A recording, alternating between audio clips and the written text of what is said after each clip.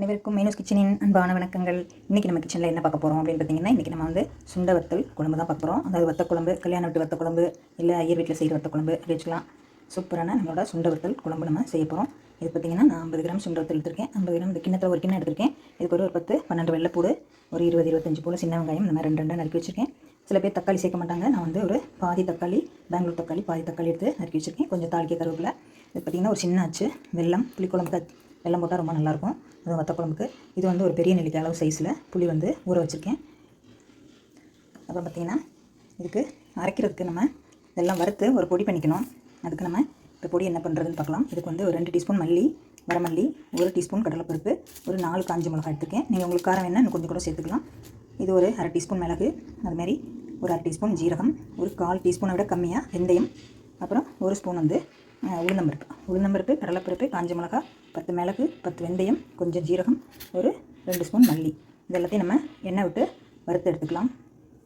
இப்போ நான் அடுப்பத்தை வச்சுட்டு கடாய் காய வச்சுருக்கேன். இதில் பார்த்திங்கன்னா நம்ம இப்போ செக்கில் வாங்கின நல்லெண்ணெய் தான் சேர்க்க போகிறோம். கொஞ்சமாக நல்லெண்ணெய் சேர்த்து இது எல்லாத்தையும் 1 by 1 வறுத்து எடுத்துக்கலாம். நான் 1 ஸ்பூன் எண்ணெய் சேர்த்துருக்கேன். இந்த எண்ணெயில் நம்ம இப்போ ஃபஸ்ட்டு கடலைப்பருப்பு சேர்த்துக்குவோம். கடலைப்பருப்பு கொஞ்சம் சிவந்த உடனே நம்ம உளுந்து, தனியா எல்லாமே சேர்த்துக்கலாம். கடலைப்பருப்பு கொஞ்சம் நேரம் ஆகும் பொரியறதுக்கு. அதனால் கொஞ்சம் ஃபஸ்ட்டு கடலைப்பருப்பு வறுத்துக்குவோம். நல்லெண்ணெய் சில சமயம் பொங்கிக்கிட்டே வரும், தெரியாது. அது இல்லை நீங்கள் நல்லெண்ணெய் வேண்டாம்னா சாதாரண நம்ம தாளிக்கிற ரீஃபைண்ட் ஆயில் கூட யூஸ் பண்ணிக்கலாம். சிவப்பானோன்னா நம்ம உளுந்து சேர்த்துக்குவோம்.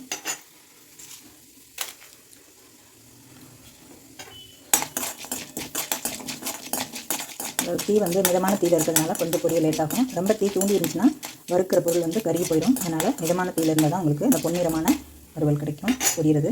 இப்போ நம்ம உளுந்து சேர்த்துக்குவோம். நம்மளோட உளுந்தும் கடலைப்பருப்பும் நல்ல சிவந்த நிறமாகிடுச்சு. அந்த சமயத்தில் நம்ம மல்லி, மிளகாய் எல்லாமே நம்ம சேர்த்துக்கலாம். ஜீரகம், அப்புறம் மிளகு, 10 மிளகு வெடிக்கும், அதனால் பார்த்து சேர்த்துக்கோங்க, தீ கறிக்கிறாமல். இப்போ நம்ம மல்லியை சேர்த்துக்குவோம்.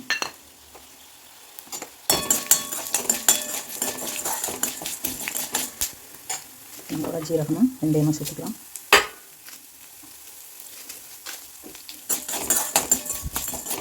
இப்போ அடுப்பு ஆஃப் பண்ணிடலாம்.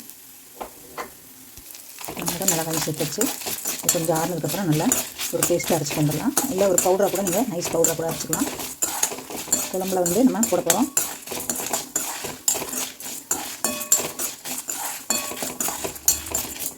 எடுத்து மாற்றிக்கலாம். ஆறுனதுக்கப்புறம் பொடி பண்ணிக்கலாம்.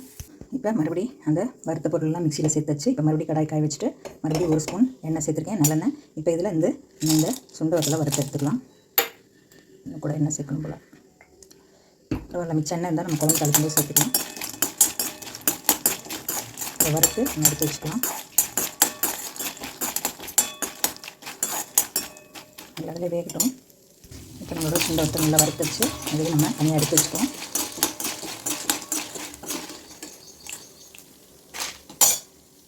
இப்போ நம்மளோட புளியை கரைச்சி நான் 1 டம்ளர் தண்ணியில் கரைச்சி எடுத்து வச்சுருக்கேன். ஃபுல்லாகவே கரைச்சி வச்சு இப்போ நம்ம தாளிச்சிக்கலாம் குழம்பு. பாருங்கள், நான் அதே கடாய் சுண்டை வறுத்த அதே எண்ணெயில் இன்னும் கொஞ்சம் எண்ணெய் சேர்த்துருக்கேன். இப்போ இதில் நம்ம தாளிக்கிறதுக்கு 1 டீஸ்பூன் கடலைப்பருப்பு,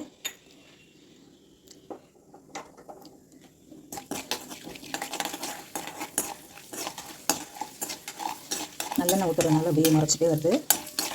அந்த குழம்புக்கு நல்லெண்ணெய் தான் ரொம்ப நல்லாயிருக்கும்.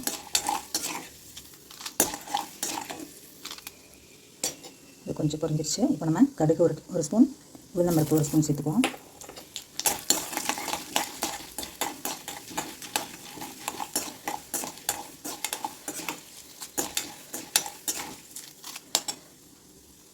இதெல்லாம் நல்லா பொரிஞ்சிருச்சு. இப்போ கொஞ்சம் வரமிளகா 2 வரமிளகா சேர்த்து வச்சு இப்போ நம்ம வெள்ளைப்பூடு சேர்த்துக்கலாம். எப்போவுமே தாளிக்கிறது மட்டும் கருகிடக்கூடாது. கருகுனா அந்த டேஸ்ட்டே மாறி போயிடும். இந்த என்னோட டிப்ஸு தான். இப்போ ஃபஸ்ட்டு நம்ம வெள்ளைப்பூடை வறுத்து வச்சு அடுத்து நம்ம வெங்காயம் சேர்த்துக்குவோம். சில தக்காளி போட மாட்டாங்க, ஆனால் தக்காளி போட்டால் கொஞ்சம் நல்ல கூடுதலான டேஸ்ட் இருக்கும் குழம்புக்கு. அதனால் நான் பாதி தக்காளி சேர்த்துருக்கேன். தாளிக்கு வந்து கடுகு, உளுந்தம்பருப்பு, கடலைப்பருப்பு, 2 வரமிளகாய் சேர்த்துருக்கேன். கொஞ்சம் பெருங்காயம் மட்டும் சேர்க்கணும். கொஞ்சம் வதங்கட்டும். நல்லா வதங்கட்டும். வெங்காயத்துக்கு நம்ம கருவேப்பிலை சேர்த்துக்கலாம். நறுக்கி வச்சுருக்கேன் பாதி தக்காளியும் சேர்த்தாச்சு. இது நீங்கள் தக்காளி இதில் போட பெரிய பண்ணலைன்னா ஸ்கிப் பண்ணிடலாம். அப்படி இல்லைன்னா தக்காளி கூட தனியாக வதக்கிட்டு அரைச்சி கூட குழம்புல சேர்க்கலாம். இன்னும் நல்லா டேஸ்ட்டாக இருக்கும். இதுக்கு வந்து நல்லா ஒரு தக்காளி நல்லா மசிய வதங்கட்டும். இப்போ நம்மளோட வெங்காயம் தக்காளி நல்லா வதங்கிடுச்சு. இப்போ அதுக்கு என்னோடய ஸ்பூனில் 1 ஸ்பூன் மஞ்சள் போட்டிருக்கேன், கொஞ்சம் உப்பு சேர்த்துருக்கேன், மிச்சம் பார்த்துட்டு அப்புறம் சேர்த்துக்கலாம். இதில் ஒரு துண்டு வெங்காயம்,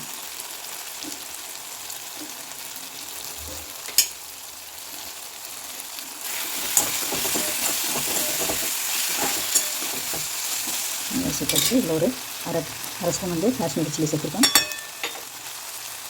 இது நல்லா கலந்து வச்சுட்டு இப்போ நம்மளோட அரைச்சி வச்சுருக்கேன் புளி தண்ணியை இதில் சேர்த்துக்கலாம்.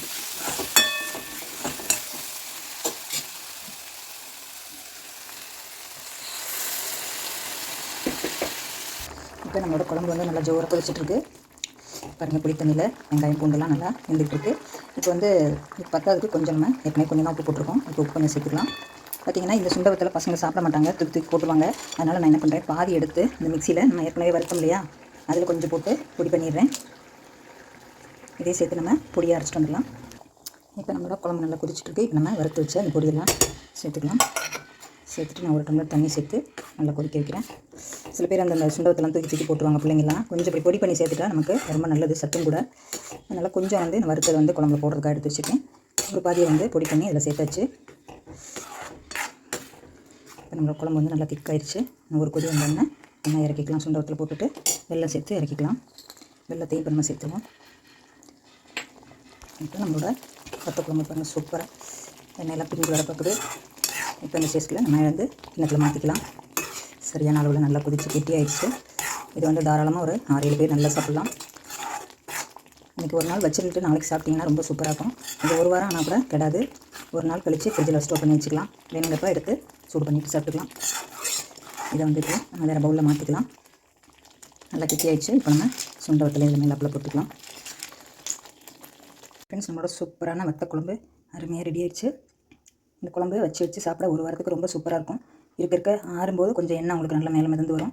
இந்த சுண்டக்காய் வத்தெல்லாம் அப்படி எடுத்து சாப்பிடுங்க, சூப்பராக இருக்கும். அந்த கடாயில் போட்டு பெரட்டின சாதம் இதை எடுத்து வச்சுருக்கேன், அது சூப்பராக இருக்கும். இந்த மாதிரி வடகம் பொரிச்சு அப்பளம் பொரிச்சு சாப்பிட்டிங்கன்னா ரொம்ப திவ்யமாக இருக்கும். நீங்களும் இந்த மாதிரி செஞ்சு பார்த்துட்டு உங்கள் கமெண்ட்ஸை சொல்லுங்கள். இந்த வீடியோ பிடிச்சிருந்தால் லைக் பண்ணி ஷேர் பண்ணி கமெண்ட்ஸ் பண்ணுங்கள். சப்ஸ்கிரைப் பண்ணுங்கள் ஃப்ரெண்ட்ஸ். அனைவருக்கும் நன்றி.